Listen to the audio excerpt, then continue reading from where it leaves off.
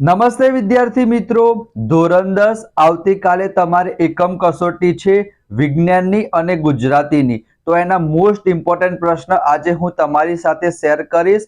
એના કરતા most important શું છે વિદ્યાર્થી મિત્રો, આવતા મહિને તમારી પ્રથમ પરીક્ષા આવશે, તો એના માટે મેં અલગથી પ્લેલિસ્ટ બનાવેલી છે।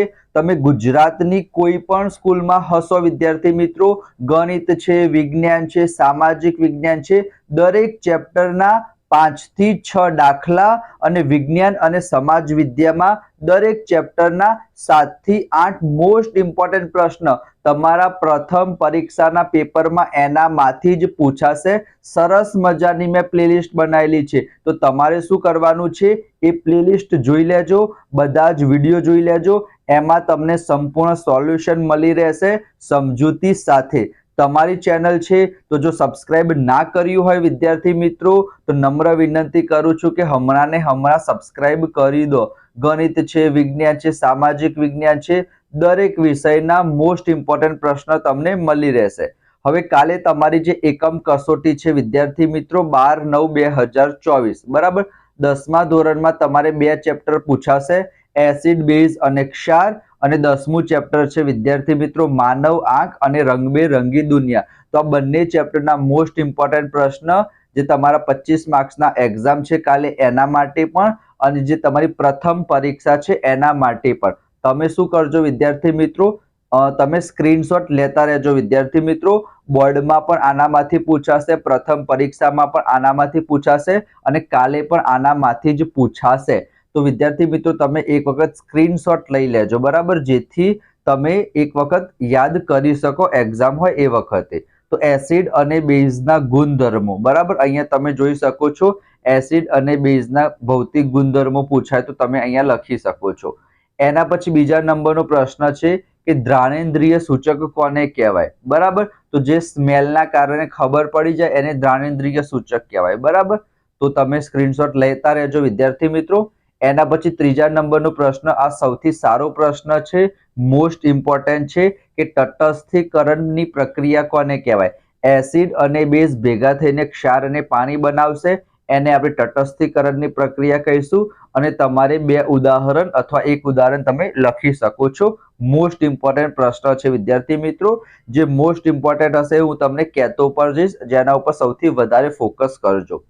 એના પછી 2 પ્રશ્ન છે એસિડિક ઓક્સાઇડ અને બેઝિક ઓક્સાઇડ, એ પણ એકદમ સહેલા જ છે, એક વખત વાંચશો તો તમને આવડી જશે, બરાબર।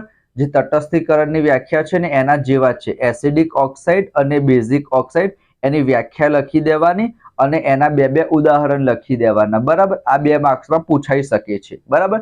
તમારી ચેનલ છે વિદ્યાર્થી મિત્રો, તમારા સપોર્ટની મને જરૂર છે, તો વિડીયોને લાઈક કરી સબસ્ક્રાઇબ કરી દેજો। બધી જ વસ્તુ તમને આ ચેનલમાં મળી રહેશે, બોર્ડના ઇમ્પોર્ટન્ટ પ્રશ્ન બધા જ વિષયના, પ્રથમ પરીક્ષા, બીજી પરીક્ષા, જે તમારી પ્રી બોર્ડ આવશે એ બધી વસ્તુ।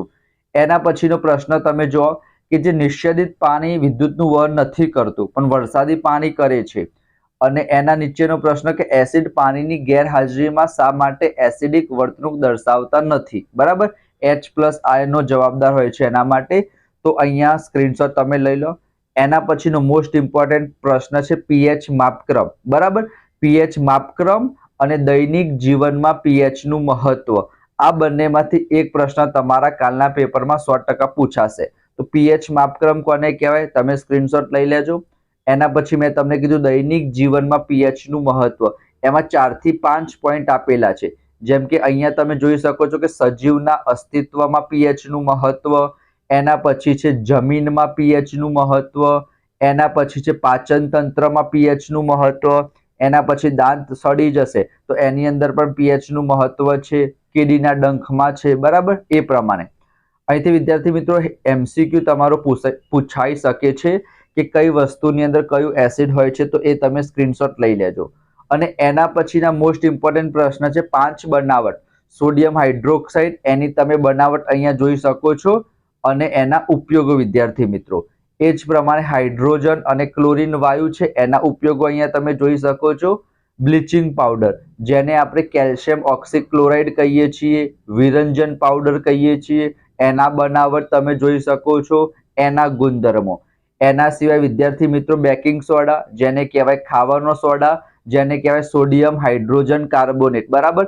એક જેવા નામ તો ના કહેવાય, પણ અલગ અલગ નામ છે. બેકિંગ સોડા, ખાવાનો સોડા, સોડિયમ હાઇડ્રોજન કાર્બોનેટ, આ બધા એક જ વસ્તુના નામ છે. તો અલગ અલગ રીતના એ લોકો પૂછી શકે.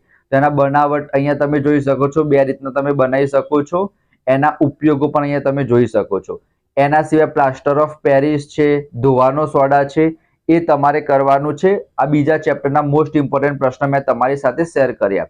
એ જ પ્રમાણે જે તમારું 10મું ચેપ્ટર છે વિદ્યાર્થી મિત્રો, માનવ આંખ, એના પણ હું તમને મોસ્ટ ઇમ્પોર્ટન્ટ પ્રશ્ન બતાવી દઉં. એક તો અહીંયા તમે જોઈ શકો છો કે માનવ આંખ કેવી રીતે કામ કરે છે, અને એના સિવાય માનવ આંખ વાળો પ્રશ્ન મોસ્ટ ઇમ્પોર્ટન્ટ છે, કાલના પેપરમાં પૂછાશે. 2 માર્ક્સમાં પૂછાય કે માનવ આંખની માત્ર નામ નિર્દેશન વાળી આકૃતિ દોરો. તો અહીંયા તમે આકૃતિ જોઈ શકો છો માનવ આંખની નામ નિર્દેશન વાળી.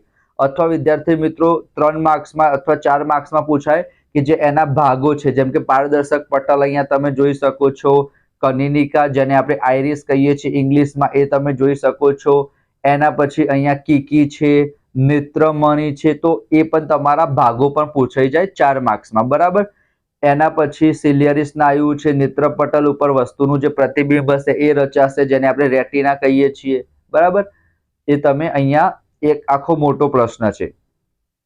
એના પછી આંખની સમાવેશ ક્ષમતા 1 માર્ક્સમાં વ્યાખ્યામાં પણ પૂછાઈ જાય. એના પછી બીજા 2 ઇમ્પોર્ટન્ટ પ્રશ્ન છે કે નજીકનું બિંદુ અને દૂર બિંદુ. નજીકનું બિંદુ 25 સેન્ટીમીટરે હશે અને દૂરનું બિંદુ અનંત અંતરે હશે, બરાબર. પુખ્ત વયની જે વ્યક્તિ હશે એના માટે, તો એની વ્યાખ્યા અને 25 સેન્ટીમીટર નજીક બિંદુ, દૂર બિંદુ હશે વિદ્યાર્થી મિત્રો અનંત અંતરે. એના સિવાય અહીંયા તમે જોઈ શકો છો મોતિયાવાળું પૂછાઈ જાય, બરાબર. સર્જરી અથવા જેને આપણે ઓપરેશન દ્વારા તમે દૂર કરી શકો છો. લઘુ દ્રષ્ટિ, ગુરુ દ્રષ્ટિ, આ 2 મોસ્ટ ઇમ્પોર્ટન્ટ પ્રશ્ન તમારી પરીક્ષામાં 100% પૂછાશે. તમારી પરીક્ષામાં પૂછાય કે લઘુ દ્રષ્ટિની ખામી, જેને આપણે શું કહીએ છીએ, માયોપિયા, એનું નિવારણ કઈ રીતના આવે છે અને કેમ થાય છે. એ જ પ્રમાણે તમને ગુરુ દ્રષ્ટિનું પૂછાય કે ગુરુ દ્રષ્ટિ જેને આપણે હાઇપરમેટ્રોપિયા કહીએ છીએ, એનું ખામીનું નિવારણ શું છે. પ્રેસ બાયોપિયા, બરાબર, એ પણ તમને ખબર હશે, અંતર્ગોળ બહિર્ગોળ બંને લેન્સનો ઉપયોગ થશે, તો એનું ખામીનું નિવારણ. એના પછી એક મેઘધનુષ્ય વાળો પણ સારો પ્રશ્ન છે, સ્ક્રીનશોટ લઈ લેજો. મેઘધનુષ્ય વાળો, હવે જેટલા પણ હું તમને 4-5 પ્રશ્ન કહીશ એમાંથી એક પ્રશ્ન 100% પૂછાશે. આ મેઘધનુષ્ય વાળો પ્રશ્ન તમે કરી દેજો. એના પછી તારાઓ કેમ ટમટમે છે, ગ્રહો ટમટમતા નથી, તો એનો તમે સ્ક્રીનશોટ લઈ લો. એના પછી ટિન્ડલ અસર તમારી પરીક્ષામાં પૂછાઈ શકે છે વિદ્યાર્થી મિત્રો. ટિન્ડલ નામના વૈજ્ઞાનિકે શોધ્યું હતું, ટિન્ડલ અસર કહેવાય છે. એના પછી જે સ્વચ્છ આકાશ હશે એનો રંગ વાદળી બ્લુ કેમ હોય છે. એના સિવાય એક ટ્રાફિક સિગ્નલમાં જે લાલ રંગ કેમ રાખવામાં આવે છે, બરાબર, એ દૂરથી દેખાઈ જશે, એની જે પ્રક્રિયા સૌથી ઓછું થશે, તો એ એક પ્રશ્ન કરી દેજો ટ્રાફિક સિગ્નલ વાળો, બરાબર. તો બધા જ પ્રશ્ન મોસ્ટ ઇમ્પોર્ટન્ટ પ્રશ્ન છે જે તમારા કાલના પેપરમાં પૂછાશે, પ્રથમ પરીક્ષામાં પણ પૂછાશે, બરાબર. અને અલગથી પ્લેલિસ્ટ બનાવેલી છે પ્રથમ પરીક્ષા માટે. બધા જ વિડીયો તમે જોઈ લેજો. તમારી ચેનલ છે, તમારા સપોર્ટની જરૂર છે, તો વિડીયોને લાઈક કરજો. મળીશું નેક્સ્ટ વિડીયોમાં. ત્યાં સુધી જય Shri Krishna, Radhe Krishna. Thank you so much.